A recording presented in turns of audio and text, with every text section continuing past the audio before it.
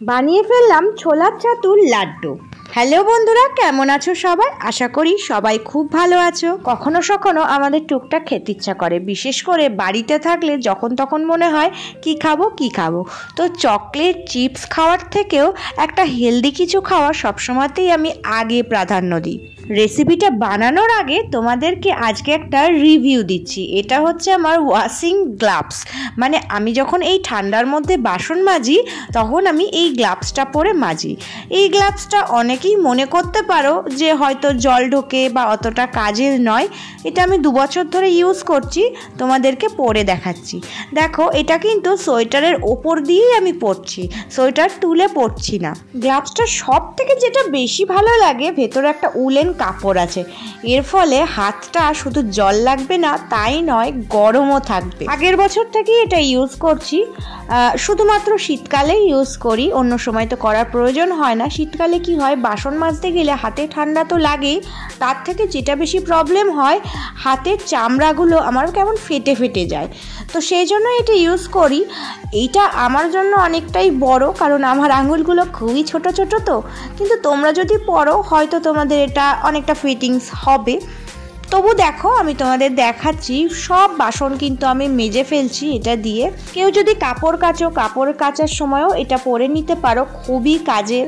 হাতটা গরম থাকে আর মনেই হয় না যে হাতে জলের কাজ হচ্ছে। বিশেষ করে তো শীতকালে খুবই ভালো জিনিস এটা। পরবর্তীকালে এটা নষ্ট হয়ে গেলে বা ফেটে গেলে জানি না এখান দিয়ে জল লিক করবে কি না, তবে জিনিসটা কিন্তু 2 বছর ধরে ইউজ করছি, এখনও পর্যন্ত কোনো ফাটা ছেঁড়া কোনো কিছুই হয়নি। দাম নিয়েছিল মোটামুটি 150 টাকার মধ্যে। অনলাইন পারচেস করেছিলাম, যে কোনো ওয়েবসাইটেই তোমরা পেয়ে যাবে। এখন হয়তো দাম কম বেশি একটু হতে পারে, বা এর থেকেও আরও হয়তো ভালো জিনিসও পেতে পারো, কিন্তু আমি একটু সস্তায় নিয়েছিলাম, কারণ বুঝতে পারছিলাম না যে জিনিসটা কেমন হবে। অনেকটা বড় হওয়ার জন্য আমার কিন্তু একদম কুনুই পর্যন্ত উঠে গেছিলো, সেই কারণে একদমই জল আমার লাগছিল না হাতে। সারাদিনে 4 থেকে 5 বার বাসন মাজতে হয়, হাত না একদম খড়খড় করে। মানে যতই বডি লোশন লাগাই বা তেল লাগাই না কেন, হাত ভীষণ খড়খড় করতো আর ফেটে যেত। আর এটা শীতকালে অনেক বেশি প্রবলেম হতো। তো সেই জন্য এই গ্লাভসটা আমার অনেক উপকার দেয়। এই যে আমি কত বাসন মেজে ফেললাম আর হাতে আমার জল টপ করে পড়ছে, তারপরেও কিন্তু তোমাদেরকে খুলে দেখাচ্ছি আমার হাতে এক ফোঁটা জল কিন্তু যাচ্ছে না। ইভেন আমার সোয়েটারও কিন্তু একটুও ভেজেনি, দেখো একদম শুকনো আছে। গ্লাভসটা খুলে নিলে মনেই হবে না যে তুমি এক্ষুনি বাসন মেজে উঠেছো। আর গ্লাভসটা শুকানো খুবই সহজ, জাস্ট রেখে দাও, কিছুক্ষণ পরে জল ঝরে শুকিয়ে যাবে। এই গ্লাভসটাকে আমি তো 5-এ 5 দেবো। তোমাদের কেমন লাগলো অবশ্যই কিন্তু কমেন্ট করবে। তো যাই হোক, চলো এবারে আমরা লাড্ডু বানানোর সরঞ্জাম রেডি করে ফেলি। আমার কাছে কিছু ড্রাই ফ্রুট ছিল, তোমাদের কাছে আরও কিছু থাকলে দিতে পারো, যেমন কাজু বাদাম, একটু খেজুরও দরকার ছিল, কিন্তু এই মুহূর্তে সেটা নেই। তো আমন্ডগুলোকে আমি টুকরো করে একদম ছোট করে কেটে নিচ্ছি, আর সেই সঙ্গে কিন্তু পামকিন সিডটাকেও কেটে নিচ্ছি। সাথে সেসমি সিড আর সানফ্লাওয়ার সিড কিছু পরিমাণে আমার আছে, তো সেইগুলোও আমি দিয়ে দিচ্ছি।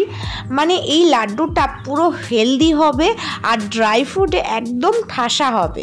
আমার কাছে তো অতগুলো নেই, তবু যেটুকুনি আছে সেটুকুনি দিয়ে আপাতত করে রাখছি। অল্প পরিমাণে ঘি দিলাম, তার সঙ্গে একটা এলাচ দিয়ে দিলাম। এলাচটা যদি গুঁড়ো থাকতো আমার কাছে তাহলে অনেক ভালো হতো। তারপর একে একে সব ড্রাই ফ্রুট যেগুলো আমার কাছে আছে সেগুলো আমি দিয়ে ভেজে নিচ্ছি। এর মধ্যে বাদামও দেওয়া যেতে পারে, কিন্তু বাদাম যেহেতু আমি অনেক সময়তেই বেশি খেয়ে ফেলি, তাই আর এর মধ্যে নর্মাল প্লেন বাদামটা দিলাম না। বেশিরভাগ সময় আমি চেষ্টা করি এটা যতটা পরিমাণে ঘি দিয়ে করার, আসলে এটাতে যত ঘি দেবে তত কিন্তু ফ্লেভার আরও বেশি সুন্দর লাগবে। বেশি ভাজবো না, কারণ বেশি রোস্ট করলে কিন্তু ড্রাই ফ্রুটের যে নিউট্রিশনটা সেটা অনেক কমে যাবে।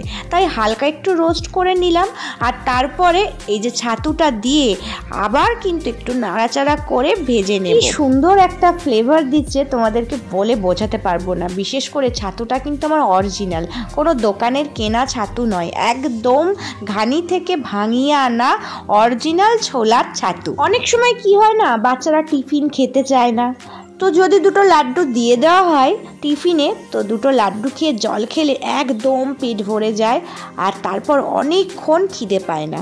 আবার অনেক সময় আমরা ট্রেনে বাসে জার্নি করি, খাবার সুযোগ হয় না, ওই ট্রেনে বাদাম ভাজা বা চিড়ে ভাজার প্যাকেট কিনে খাই। তখন যদি কোটো করে দুটো নিয়ে যাওয়া যায় তো ট্রেনে বাসে বসেও কিন্তু খেয়ে একটু জল খেলে পেটটা ভরে যায় আর অনেকক্ষণ পর্যন্ত কিন্তু খিদে পায়। একটু যদি খেজুর থাকতো তাহলে আমার গুড় দেওয়ার দরকার হতো না, খেজুর নেই, তাই জন্য আমি অরিজিনাল খেজুর গুড় দিয়ে করছি। খেজুর গুড়ের গন্ধটাও কিন্তু খুব সুন্দর। চিনি দিলেও দেওয়া যেত, কিন্তু চিনি তো একদম স্বাস্থ্যের পক্ষে ভালো নয়।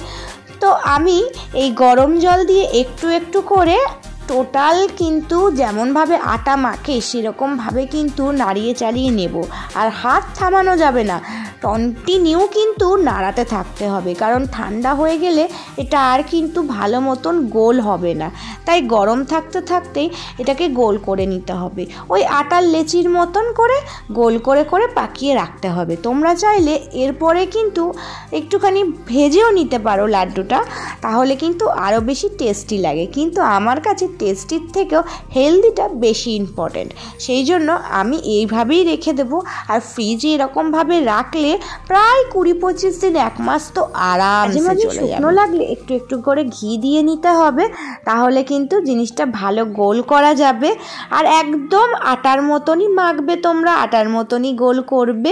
চাইলে একটু ছোট করতে পারো, আমি একটু বড় বড়ই করছি যাতে দুটো লাড্ডু খেলে আমার অনেকটা পেট ভরে যায়। এই শীতকালে তো ছাতুর শরবত খাওয়াই হয় না, তাই জন্য এই ছাতুর লাড্ডুগুলো করে রাখছি। এত ভালো ছাতু, শুধু শুধু যদি নষ্ট হয়ে যায় পরে থেকে, সেই জন্য। আর এমনিতেও বাড়িতে আমি যখন থাকি ওই চকলেট চিপস টুকটাক সবসময় মুখ নাড়াতেই থাকি, তো এই ছাতুটা করে রাখলে সবসময় আমি যখন তখন ইচ্ছা হলে আমি একটুখানি লাড্ডু খেয়ে নিতে পারবো। বাচ্চারাও অনেক সময় এলে ওদের হাতে দিলে কিন্তু ওরা খুশি হয়ে যাবে। আর খেতেও দারুণ সুন্দর, এত রকমের ড্রাই ফ্রুটস দেওয়া থাকে এতে যে এমনিই ভালো লাগে খেতে। তার উপরে আমি না এর মধ্যে একটুখানি এসবগুলোর ভুষিও দিয়ে দিয়েছিলাম। বুঝতেই পারছো তাহলে কতটা উপকার হবে এটা খেলে। আমি কিন্তু সবসময় চেষ্টা করি কিভাবে মধ্যবিত্ত পরিবারে সস্তায় হেলদি খাবার দাবার খাওয়া যায় এবং অল্প খরচে সেটাকে সুন্দরভাবে অনেক দিন করে স্টোরও রাখা যায়, কারণ প্রত্যেক দিন তো করা সম্ভব নয়। আর 5 রকম করে না রাখলে 5 রকম যখন তখন ঘুরিয়ে ফিরিয়ে কিন্তু খাওয়াও যায় না।